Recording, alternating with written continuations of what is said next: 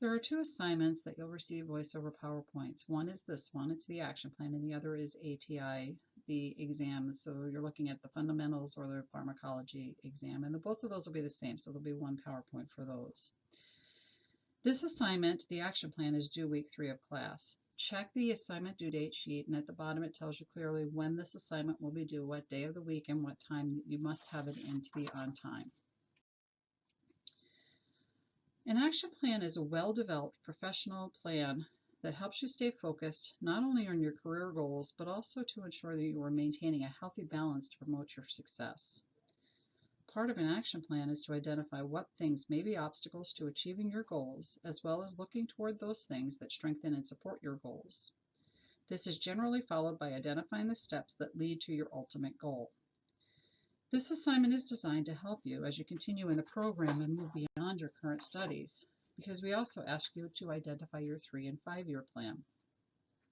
Remember that this document is not written in stone. It's meant to be flexible and will change as your goals change. It's important to revisit the plan often, not only to evaluate where you are in your efforts to achieve the goals, but also to enable you to modify it as your goals change. Think about your overall goals, and we assume one of your first goals that you have is to become an RN. Otherwise, why would you enter into such a rigorous program of learning and growth? One of the largest benefits in creating an action plan is that it provides you with a clear strategy for success. This plan will help you to identify the possible obstacles that will allow you so that you are able to overcome or identify ways to overcome them and remove them from your desired career path. We're going to begin to talk about the parts of the action plan. One of the first questions we ask is for you to identify how will you recognize in yourself that you are an excellent nurse. Think about what you consider to be an excellent nurse. What have you seen in others that you determine or deem that makes them an excellent nurse? Some will consider the attributes of a professional. Others will bring in some of the ethical principles. Some of you will bring in some of those softer skills of the communication or the caring. So these are some of the things that you may consider. As you're writing your goals, clearly state your goals. Use that SMART acronym, the one that you use in your care plans for creating your goals for your clients. It's the same principle here. You want to use the SMART acronym for that. It'll ensure that your goals are measurable for you to evaluate your progress towards these goals. The next step is a SWOT evaluation. You're going to look for what are your strengths.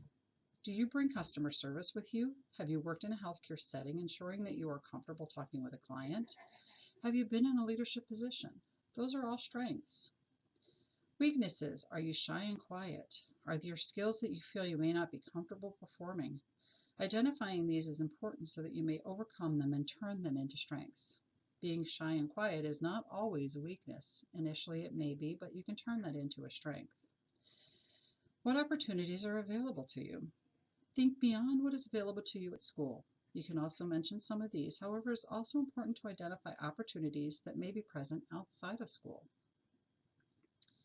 What threats may inhibit your ability to continue to achieve your goals? These could include financial, lack of social support at home or with friends, the pull of friends that want to go out and keep asking even when you state you have an exam the next day. This section may create some anxiety as you process the information due to knowledge someone else is reading it. Remember, it would only be your faculty advisor reading it, and they may have some insight and suggestions for resources to help you as you move forward on your journey. It'll actually be your clinical instructor that is reading this. It's the only person that will be seeing this. As you progress through each semester, what will you do to keep your goals in sight? So remember, you're in semester 4 now. How will you keep your goals in sight as you progress through the program into semesters 5, 6, 7, and 8? What specific steps will you take? The next question relates to the support structure. It's very important for you to identify those that can support you as you're working toward achieving your goals. We ask you to identify key people that will help keep you on track and what support they will provide.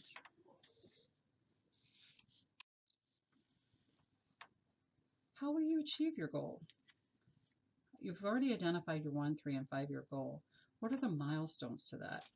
So we ask you to go beyond completing your associate degree and develop a 3 and 5-year goal as well. And follow this by identifying milestones for this goal. One example of this I can provide is one of my goals is to complete my DNP by 2020. One milestone I had was that I needed to be accepted into that program. The tasks were to complete my application, goal statement, and submit my transcripts for review. My next step is to accept the offer, which I've already done, and this plan will need to be modified to include the various courses I will need to complete as well as my final project. So my plan is already changing and shifting based on the fact that I've now accepted that program and to be entering into that program, and now I'm starting my prerequisite coursework for that so that I can be successful in completing my goal by 2020. It's easy while you're in school to lose sight of the self-care that's needed to ensure we have the energy to complete the program, but also to ensure we maintain a healthy balance in our lives. This is important to remaining not only physically healthy, but also to maintain our psychosocial and spiritual well-being. If you're not able to do this, or if we are not able to do this, then how do we expect our clients we care for to maintain this balance and promote health? So part of this is modeling the behaviors that you're going to be encouraging your client to do. And how are you going to be able to do that through this time that seems very stressful, and it is very stressful while you're in school. Work in healthcare is very unpredictable, so one of the things we want you to do is to identify how you will cope and manage your workload in a setting that is unpredictable. You may have experiences you draw from, but others may have to really think about this and identify what kinds of things they need to be looking for. Being a lifelong learner is important. There's going to be continuing education that we need to do, and all nurses need to do continuing education. We need to update our knowledge on new evidence that's been identified and practice changes. New protocols may come into place so that we need to identify and incorporate those into our practice. And the only way to do that is to remain a lifelong learner. Now is the time to start to develop the skills that you need to do to become a lifelong learner. What is it that you can start to do now, and how do you plan to maintain that skill as you are moving forward?